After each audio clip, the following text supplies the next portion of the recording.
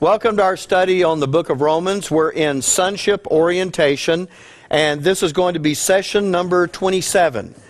Now, a lot on the PowerPoint today. So, let me start off by giving you the verses in Romans 8 that we read, and from there we came back to get this background. So here we go, Romans 8:14. For as many as are led by the Spirit of God, they are the sons of God. For ye have not received the spirit of bondage again to fear, but ye have received the spirit of adoption, whereby we cry, Abba, Father. Now the part that I've highlighted for you in this verse is led by the Spirit. And I've talked to you a couple of times very briefly about what that phrase entails. I know we haven't come back to Romans 8:14 and done a detailed thing on that, but what I want to do now is give you another slide on the PowerPoint that is going to give you the essence of what it is the Spirit is leading you through. You remember, I talked about if you get led anywhere, it's just like, I know you could get this other way, but one day Billy and I were in town and we were trying to get all our stuff done, and you know, we've learned that you make as few trips into town as possible because it's so long, and every time you go you take an ice chest because you don't know what's refrigerated that you were going to get. And so while we were there, we thought, you know what, we'll just eat supper while we're here. And so we stopped at a place to eat, and as we were getting out of the car, you know how people are always coming in and out of restaurants, and three little old kids. The oldest one was probably 4. Now the other two had to be 3, one of them maybe almost 3. They'd come across the parking lot. You know, we're parked right out by the street. We just got lucky and found a spot. And they're coming across the parking lot, and you know what you're thinking in your mind. The kids are out in front of the adults, and you know, and all that bit. And then it dawns on us that there is nobody around. It's just these kids. And so they're climbing up on the back of the pickup and trying to get over into the back of the pickup. Well, that's a whole long story, except to say, at first we're just thinking they're trying to get in the pickup. But 2 of them are too little to get in. And Billy says, why don't you help them? And so I go over to help them, and I say to the little girl, I said, do you want me to help you get in the truck? And she goes, you know, because she don't know me. And then the little girl that's stuck on the bumper, she's trying to get down. And the 4-year-old that did make it into the back of the pickup is now trying to get out, but she can't, her legs aren't long enough now to make it. So I said, you want me to help you out? And so she puts her arms out, and I help her out. Then the little girl that was afraid, she smiles because she says, oh, okay, he didn't eat her for lunch, you know, so he's good. And then we realize as we're standing there are no adults. And so I kneel down and I go, where's your mommy? And the 4-year-old, I guess she's 4. She wasn't any older than that. She points at the restaurant. She goes, in there. And so, you know what we do? We take them by the hand and lead them back into the restaurant. I'm thinking because there's so many folks waiting that their parents are among the ones waiting. So they go right over to the big barrel of peanuts. You know how, you know, they're going to get peanuts, right? They're getting peanuts. And then I have to say, where's your mommy and daddy, you know? And they start wandering back. They're in the back of the restaurant eating. And so when I walk back there, you know, at first they don't notice I'm leading these little girls back there, you know. And so when I get back there, I look at the table. I notice the little girls, they climb up in the seats. I'm thinking this must be them. So I go, is this your girls? And there's a guy at the table, and he goes, yeah. And I go, man, they're in the parking lot out by the road. And he goes, what? You know, I'm thinking, look, if you got a 3-year-old and a 4-year-old, do not let them leave the table without an adult. I mean, that's what I'm thinking. Well, anyway, I go back up front, you know, and Billy said, did you find their parents? I go, yeah, they're in the back. Back there, it's just kind of amazing to me. The point I'm trying to make is I'm leading these kids through the parking lot because cars are coming in and out. They're just little, and they're just wandering.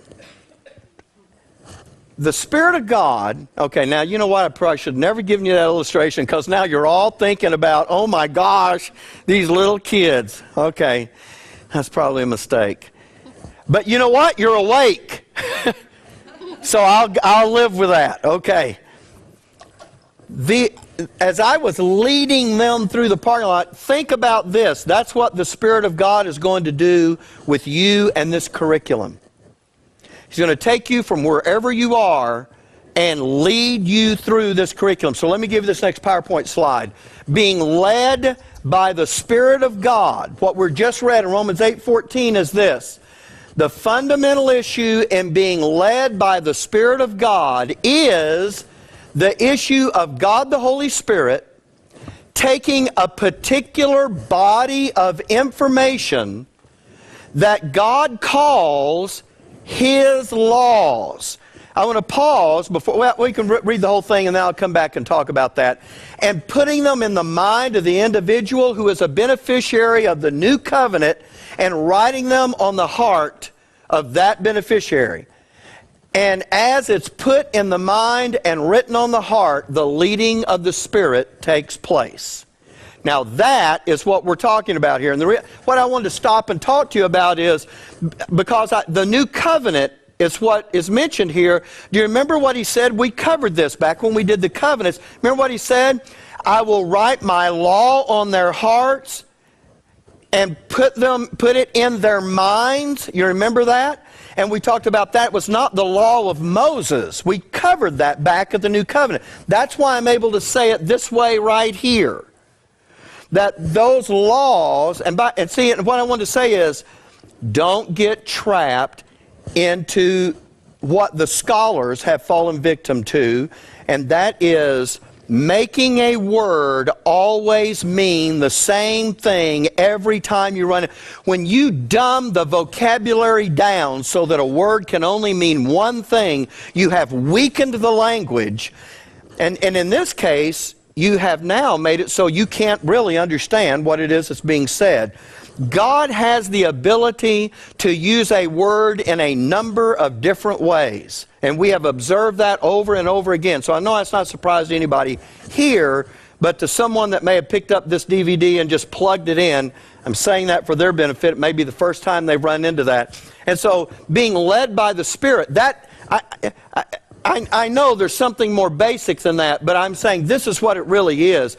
It's the Spirit of God taking that particular body of information that we call the curriculum, I don't care what you call it, taking that body of information that He calls His laws and putting it in our hearts and in our minds. And when we get that we really get that, and we begin to operate on that, folks, that's edification. That's what that is. Okay, now let me take you back to Romans 8:14. For as many as are led by the Spirit of God, there's that part we just explained, they are the sons of God. And we're talking about sons not in the sense that we're part of the family of God, but sons in the sense of what?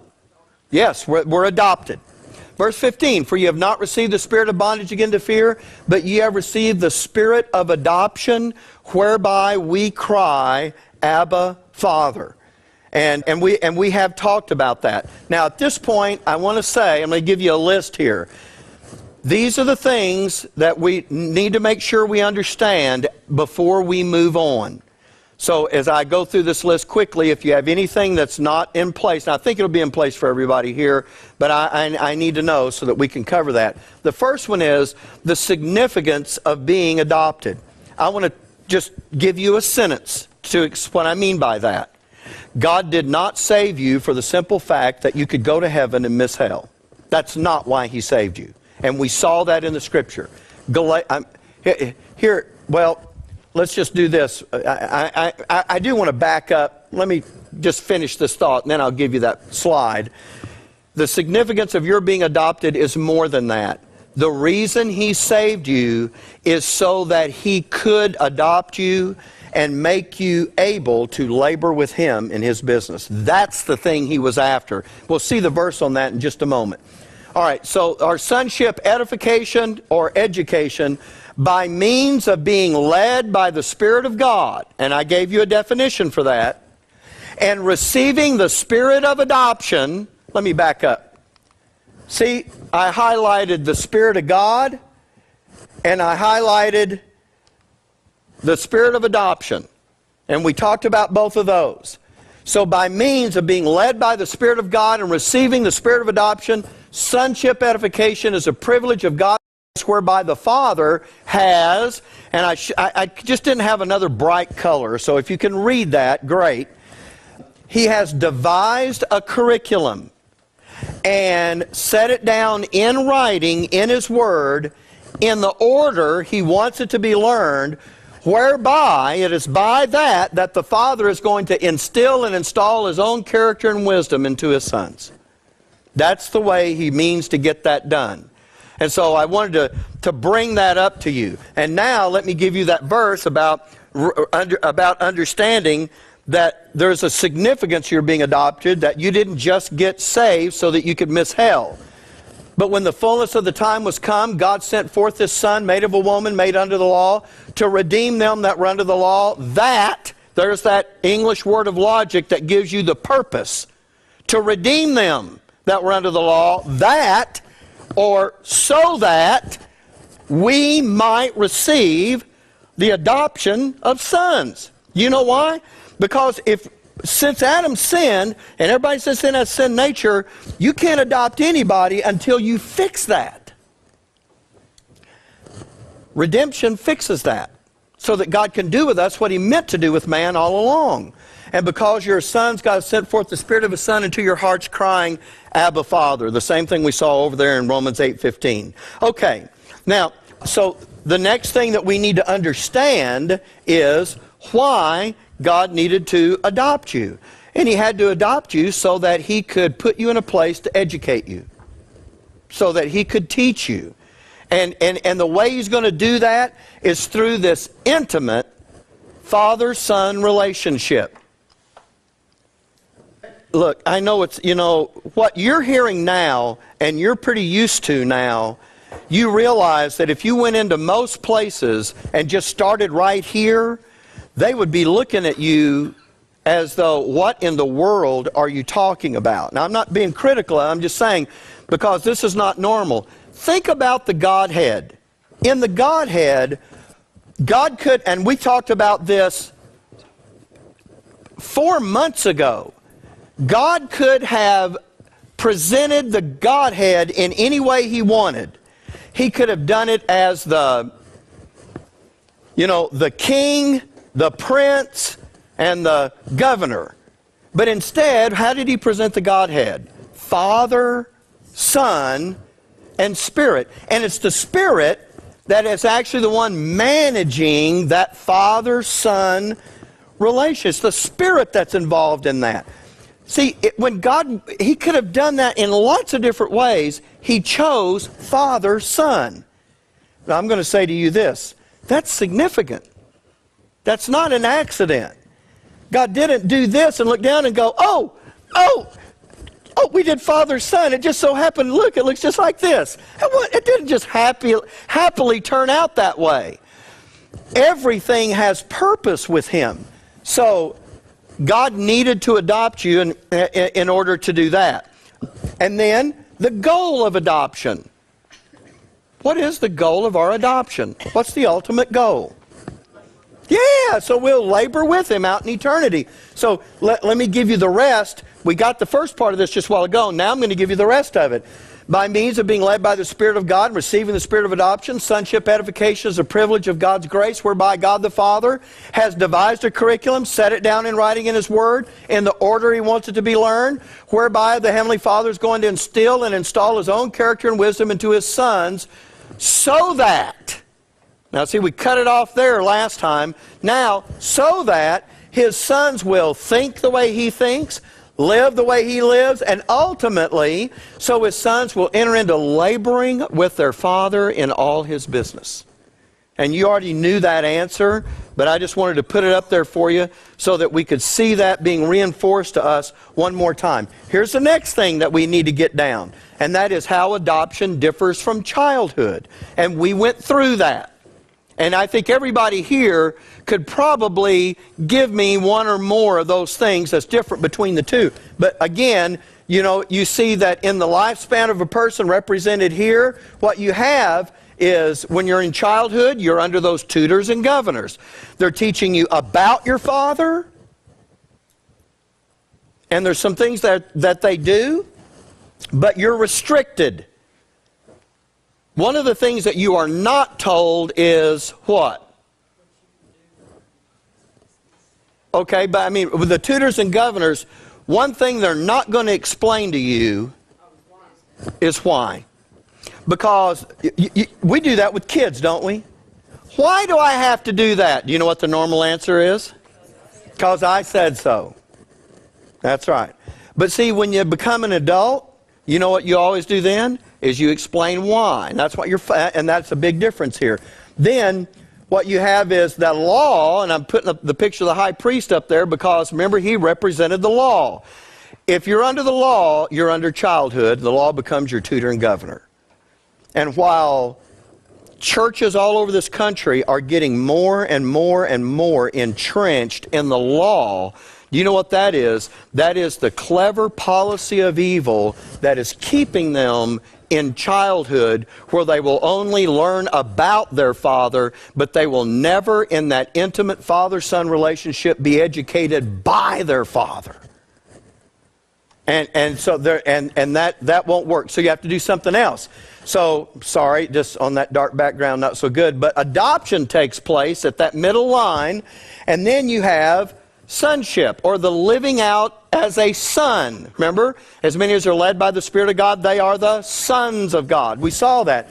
So then, here's what you have.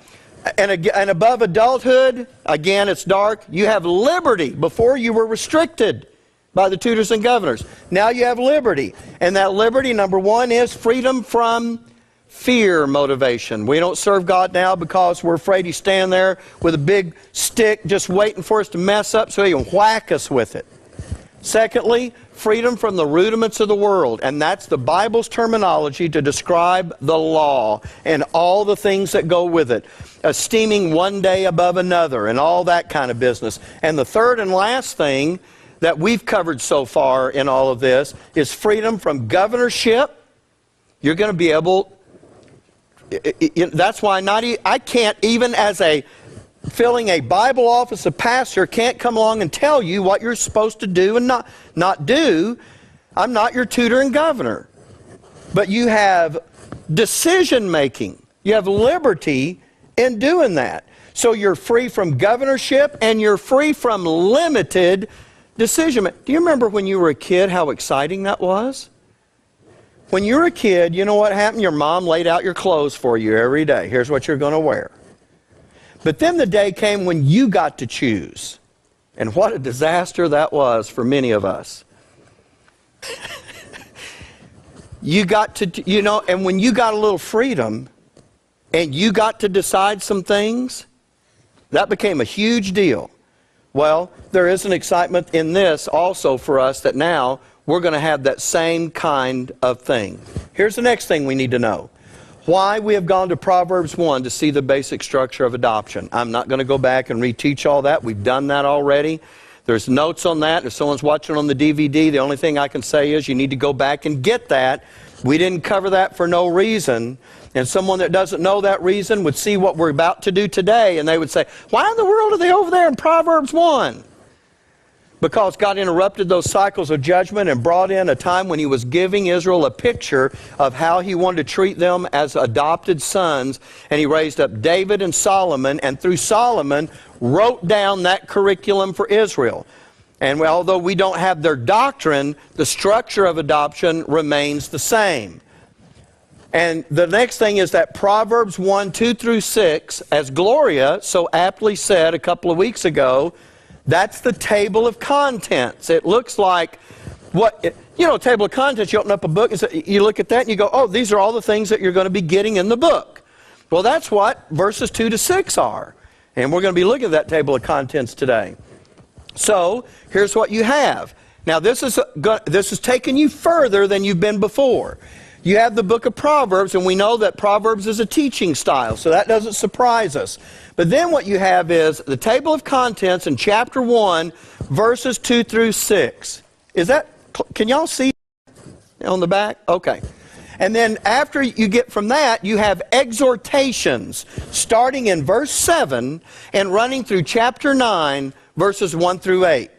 Now remember, I told you we're going to be looking in these first 9 chapters of Proverbs, because that's the table of contents and the exhortations that's going to give you the overall structure of your sonship adoption. Once you get out of chapter 9, what you have then in chapter 10 verse 1 all the way through chapter 29 is that you're now going to get the doctrine. We are not going to go over there and look at that. Do you know why? It's not, that doctrine's not for us. That's for Israel. And what they're going to be doing. We're going to be doing something different. Therefore, our doctrine is different. This one little, I have one more book to put up here. If you understand this and you can articulate this to someone who asked, that's all I'm after, up to this point. And the last part is actually a prophecy area. When you get to that chapter 30 and 31 over at the end of Proverbs, that's actually a prophecy. And we're not going to spend any time over there either. I'm just laying out the whole book for you here. So actually all we're going to be doing is looking at these first 2 parts. We're going to be looking at the table of contents, which is going to give us an overall structure, and then the exhortations that go with it. And these are marvelous. We're going to have fun looking at this today. This is really going to be good. Okay, now the next thing you need to understand is our adoption structure matches Israel's while our doctrine is different. I just got through saying that to you, but I wanted to put it up there so it would actually, and it's going to be in your notes just that way. And then, let's see, I think I have a couple of things to show you on the PowerPoint. Now, I want you to watch this. I know that thing at the top is difficult to read in here. It says, the curriculum for sonship education. Now, watch this.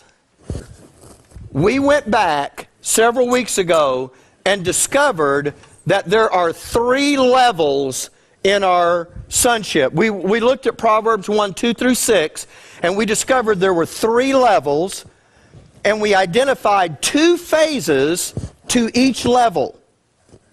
That's them. That is all of that exhortation, the table of contents and the exhortation. That's Proverbs 1 through 9. Then, for us, the doctrine is going to happen in Romans to 2 Thessalonians. That's our doctrine. But you know what you're going to be able to do? Because remember, where does Israel's doctrine pick up in Proverbs? 10. See, I know that's a new thing. I just showed it to you today. But in chapter 10, remember, all the way through chapter 29, you have their doctrine. Well, this that you're seeing, level 1 with 2 phases, level 2 with 2 phases, level 3 with 2 phases, that's the structure of your adoption. Now watch this. You're going to be able to lift up that framework and bring it over and put it right down on Paul's epistles, and it's going to match perfectly. And here's how it's going to match. Level 1, phases 1 and 2, is Romans through Galatians. There's the doctrine that matches that part of the adoption structure. The second, and you know what? I put it in a different color, and it looks great on the screen, but in here it doesn't. So what I'm going to have to do is I'm going to have to fill it in. Let me give you this third one. 1st and 2nd Thessalonians. So what's happening in level 2, phases 1 and 2, is Ephesians through Colossians. Ephesians, Philippians, Colossians. That's level 2, phases 1 and 2. It's in red. You just can't, I can see it a little bit, but it's just in red. Does that make sense to you? What I'm saying anyway? It's that missing middle part right there. And then in level 3, those 2 phases, the doctrine for those 2 are found in 1st and 2nd Thessalonians. Are you following that? Okay. And so, in fact, let me back that up. In fact, I like this so much, I'm going to do it again.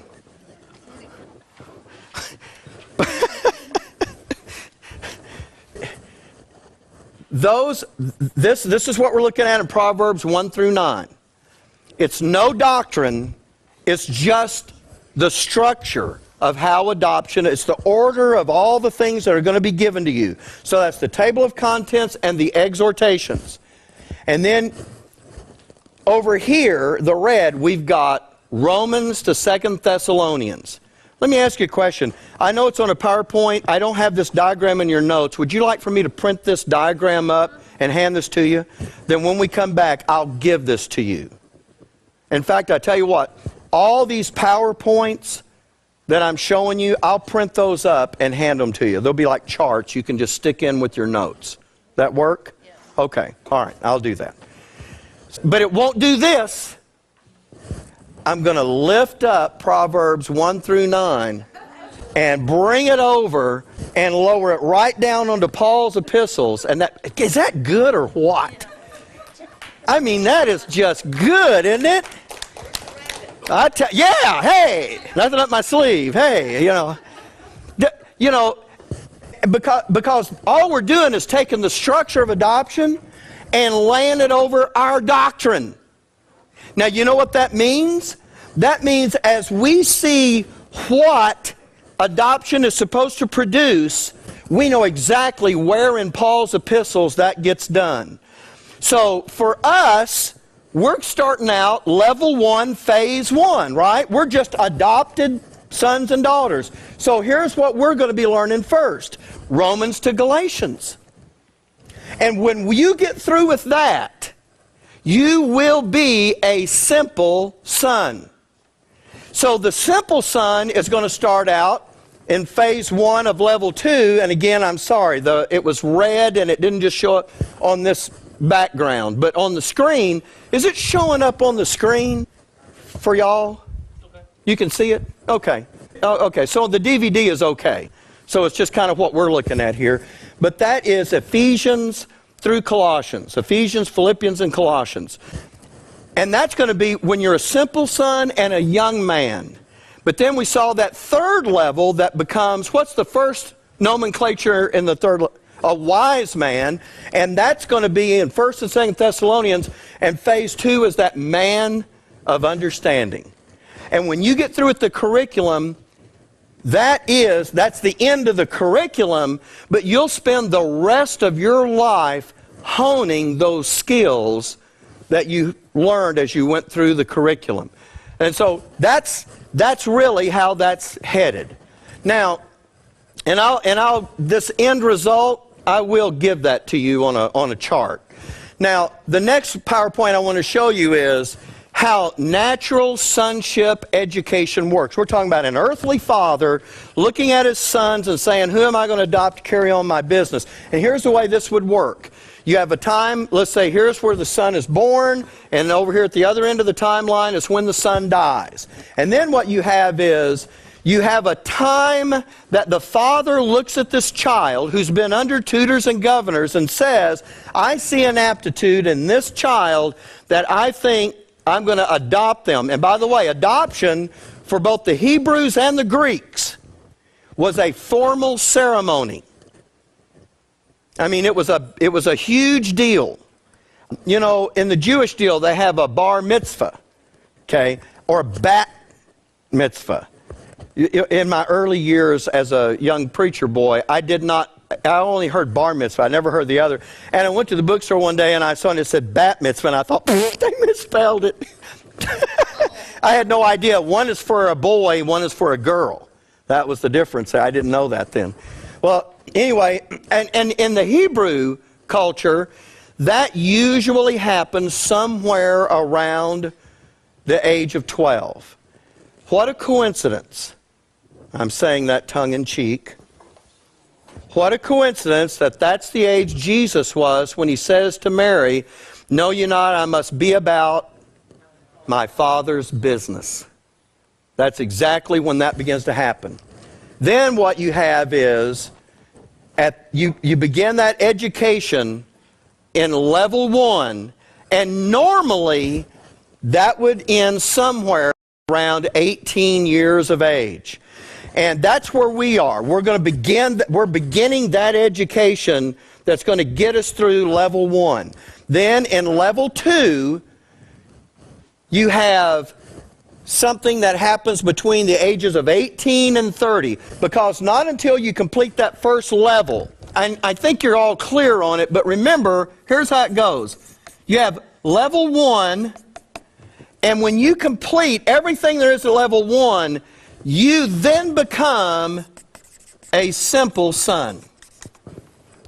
And at the simple son, he needs to now get the education for level 2. And during that level, in the second phase, he'll become a young man. And when he completes that education, he will then become a wise man. And he's going to need a level of instruction, and that's going to be level 3. And when he completes that first phase of level 3, then he'll become a man of understanding. And he'll have another phase that goes with that level of his education by which he'll be able to attain unto wise counsels, as the Bible told us about that.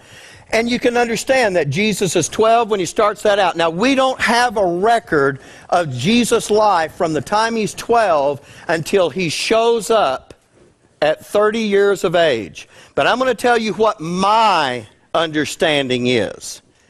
I believe that when Jesus comes on the scene at 30 years of age, he is already a fully educated son. And when Satan comes at the very first thing and gives him those temptations in the wilderness, he is totally equipped to handle that. 100% equipped. But this is talking about earthly adoption, the way a father would do this. So what would happen is, once he turned 18 and he gets this first nomenclature, he can actually begin to work with his father to some degree in the business. You don't want to just turn it over to him and walk away, because he's got a lot more to learn. But he has gotten to a place where he can actually do something in the business. And then at 30, he has this last thing, and of course that's level 3, and that is when he is able to actually begin really to labor with his father. So over here, he gets declared or pronounced, "This is my adopted son." Everybody knows what that's going to mean. And then the son is going to labor with his father. And he does do that in level 2. You're going to be able, when you get to level 2, when you become a simple son, you are going to be able to labor with God in some areas that right now you know nothing about. And that's not critical. I'm not being critical of anybody when I say that. I'm saying that the things you'll understand are going to be so revolutionary. But you'll see when we get there. And then lastly, you get placed and manifested as, you ever seen those signs of some business that'll say, Johnson and Son. It's Sanford and Son. There you go, Sanford and Son.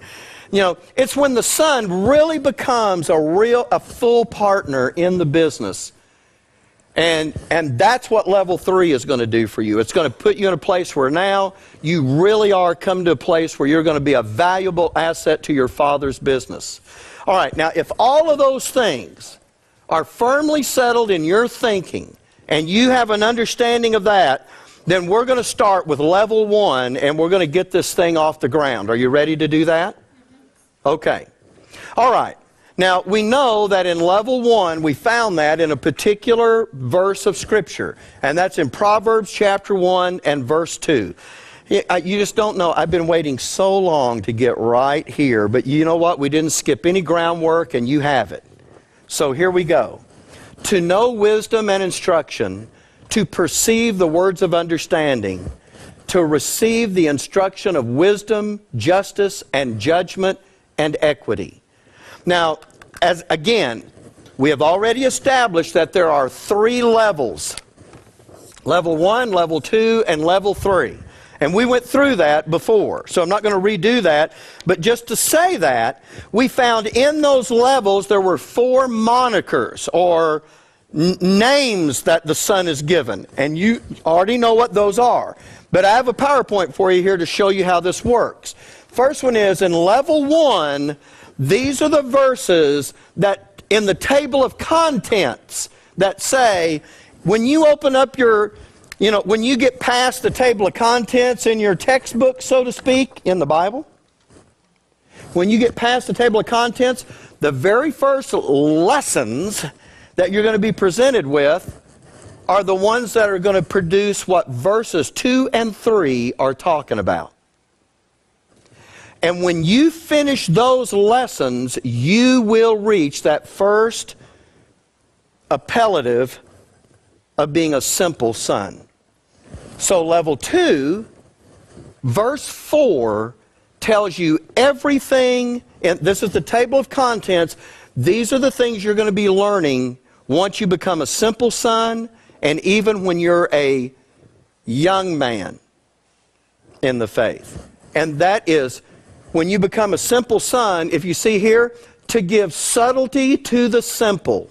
So once this makes you a simple son, then when you get here as a simple son, you get one thing added to all of this.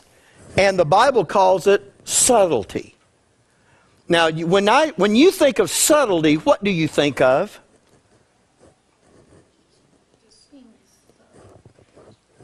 You think of what? Being discreet. What did you say, Gloria? Well, being subtle means to just, I don't know, say it like it is. Say, okay. You know it, you're just... Okay. Now, here's what's going to happen. Here's what's going to happen. There is a set of instructions that you're going to learn that are coming under a single umbrella that your Heavenly Father is going to call subtlety. So, the only point I'm after is the way we normally think of a word, your Father's going to enlarge your understanding of what He's thinking of when He uses that term. What is it? See? Well, I'm going to reserve that for when we get there. Because to understand that, you'll see these 4, you'll have to be able to define what all of those are about. And we're going to get there. But I'm just showing you how this lays out. Then in level 3, see, here's your simple son, and when he gets subtlety, he becomes a young man. So what does the young man need? He has all of this, and now he has subtlety, and now he's going to get 2 things: knowledge and discretion. Now, again, we define discretion in a certain way. But your Father has something else in mind when He says that. When those get added, then this guy now becomes a wise man. Now, you'll see the difference here. Here, you've been getting stuff. See? To receive wisdom, justice, judgment, equity. You're going to get subtlety. You're going to get knowledge. You're going to get discretion. But when you become a wise man, it's not so much now about more and different information given to you. It is now about you taking the information you have and learning how to really put that to work. And so the wise man will hear and will increase learning. It's not that he's getting whole new stuff he's never seen before, but now he's taking what he has seen and he's going, oh, I see how to put this to work in a way I didn't see before. When he does that, he becomes a man of understanding, and then that guy is going to attain unto wise counsels. And this goes along with it. To understand a proverb and the interpretation, the words of the wise and their dark sayings. He's going to be able to do all of that. And by the way, just looking at that may not make you think, well, if I know all of that, am I going to be able to function up there? Yes, you will. Yes, you will. So let's see what I got left here. Okay, just a few minutes. Are you still with me? Okay. I just wanted to break out into the "it took a miracle." So, okay, here we go. All right. Now, let me give this to you with the phases. Phase 1 is to know. I'll give this to you on a chart, okay, so you don't have to worry about this. To know wisdom and instruction. That's verse 2. Phase 2, the second part of phase 1 is to perceive the words of understanding. Those are 2 different things that are happening in the first phase of level 1. In phase 2, here's what you're going to get. All of verse 3, you're going to receive those 4 things. The instruction of wisdom, justice, and judgment, and equity. You're going to get all 4 of those.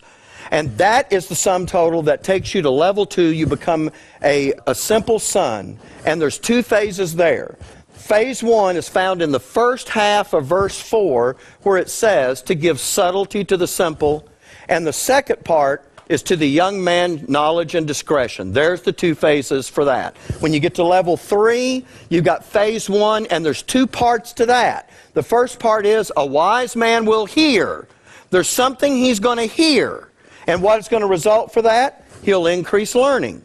In phase 2 of level 3, a man of understanding will attain unto wise counsels. But the second part is the rest of the verse. To understand a proverb, the interpretation, the words of the wise and their dark sayings. There's the whole layout by phases. So when I talk to you about we have 3 levels of education, and we have 2 phases to each of those levels, and some of those phases even have 2 parts to them, we're going to go through that step by step so that you'll be able to see exactly how that works. Now, let me take you to Proverbs 1:2 to start that education. I'm going to give you a summary statement for level 1 of your sonship. In fact, I tell you what, I'm glad I did it just like this, because I'm going to give you a summary statement right up here in just a moment. But I want to ask you a question. Logically, just think about this logically. If you were about to begin to train a son, now just don't get detailed on me here. I want something very general. Just think about this. You have a business. You need a son or daughter to take it over. You're looking at these kids. You find one. And before you do anything else, what would you think right off the top of your head would be the first thing you would want to do? All right, Karen says, give them the basics. I want to get more basic. Okay, and that's true. Among those basics, there is something I'm looking for. Now, Linda, you said, see if they... That's really close to where I'm headed. Now, you would not have chosen them unless you saw something. But in order to make sure... You know what? It's contained in that. It is. I tell you what. Let me just give this to you and we'll take our break. We'll come back and we'll talk about it.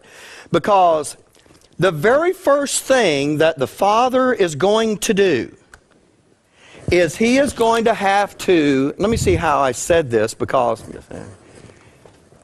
what he wants to do before he ever actually begins to teach the business is he has to establish something in his son.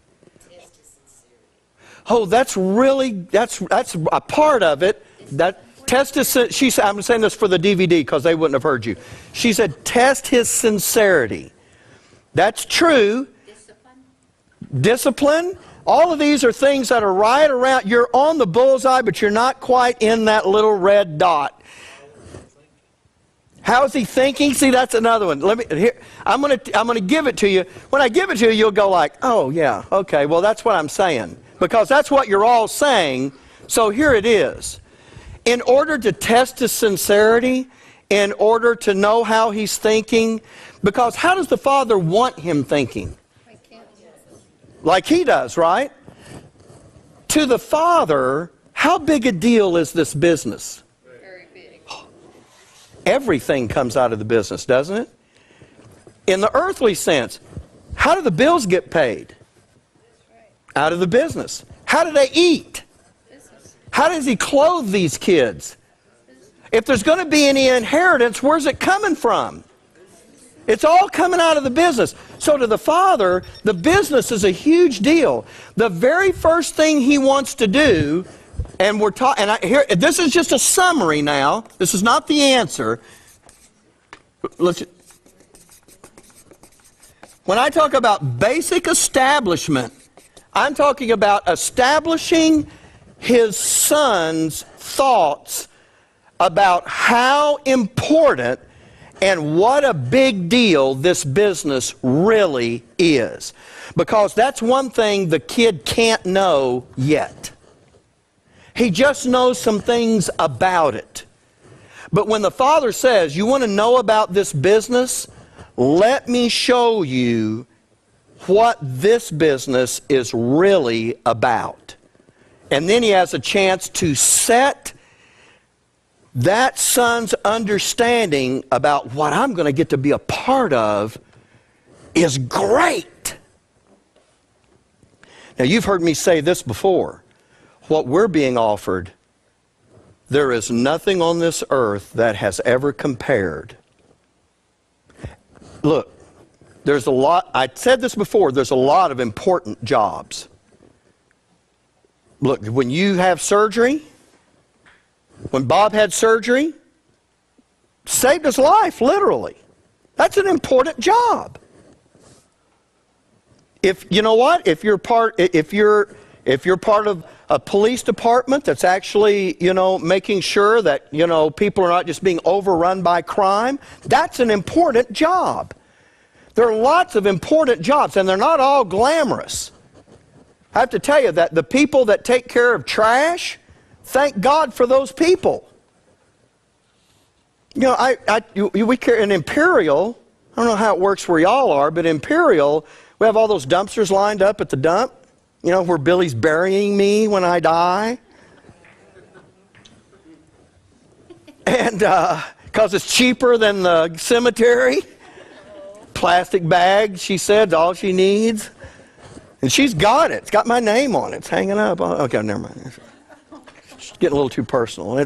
Anyway, you go down there and you dump your stuff. You know what? Somebody, when we go down there, we often see some guy in some kind of a dozer or a backhoe or something. He's pushing stuff up, and they're trying, because it's gone everywhere, and they're pushing stuff up, and it's being hauled off. Those dumpsters get emptied. I have an incinerator. Okay, well, see, Robert's got his... Hey, Robert! Don't... Bring your trash up. Look, I know that I wanted this to be a two-way communication, but look, not about that. Okay. So when we come back, here's what I want to do. I want to talk about what is it in the very first verses that begins to set the son's attitude to get him established. Because before he can be educated, he has to be established. He's got to know what this business is really about. And that's what the Father's going to begin to do. So, you know what you're going to learn? You're going to learn some things about your Father's business.